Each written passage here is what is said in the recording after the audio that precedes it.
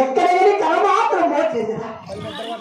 తర్వాత వచ్చినమ్మగారు ఉత్తరము తూర్పు దక్షిణము ఆ యొక్క 3 వైపుల పాటు కూడా ఎక్కడైనా జగకళ మాత్రం మోట్లేదంట.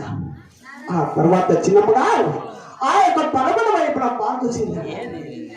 ఆ యొక్క పరమట వైపున పాల్గొనగా 7 కళ్ళ మాత్రం మూటే ఉన్నాయంట. ఆ 7 కళ్ళ మూట ఎలా వచ్చాయి? జొన్నసేన చిన్నమ్మగారు ప్రశ్నగా మా అన్నయ్య మధ్య మధ్యలో పాడి చూసి 7 కళ్ళ మాత్రం మూటలు పెట్టారంట. ఆ 3 కళ్ళ చిన్నమ్మగారు ఎలా ఏం చేస్తారంటే